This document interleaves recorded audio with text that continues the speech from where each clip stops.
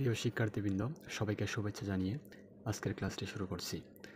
আলোচ্য বিষয় নবম দশম শ্রেণীর গণিত থেকে পরিসংখ্যান অধ্যায় নিয়ে। এর আগেও এই অধ্যায়ের শতভাগ কমন অঙ্কগুলো নিয়ে একটি ভিডিও শেয়ার করেছি। আমি ডেসক্রিপশনে লিঙ্ক দিয়ে দিব ইনশাল্লাহ। তারই ধারাবাহিকতায় এখন প্রচুরক নির্ণয় শেখাবো। প্রচুরক নির্ণয় করতে গেলে আমাদের প্রথমে সূত্র জানতে হবে। প্রচুরকের সূত্র হচ্ছে L+F1/F1+F2 × H।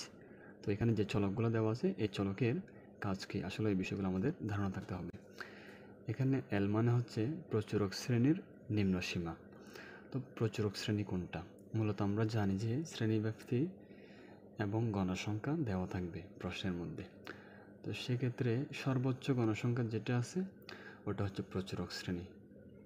তাহলে প্রচুরক শ্রেণীর নিম্ন সীমা এখানে একটা আছে 51, 55। তাহলে ছোট যেটা এটা হচ্ছে আমাদের প্রচুরক শ্রেণীর নিম্ন সীমার মান। তাহলে L এর মান হবে 51।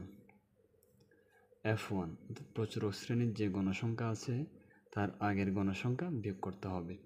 প্রচুরক শ্রেণীর গণসংখ্যা বিয়োগ পূর্ববর্তী শ্রেণীর গণসংখ্যা মান আসবে 4। আর F2 হচ্ছে প্রচুরক শ্রেণীর গণসংখ্যা থেকে তার পরের গণসংখ্যা বিয়োগ করতে হবে।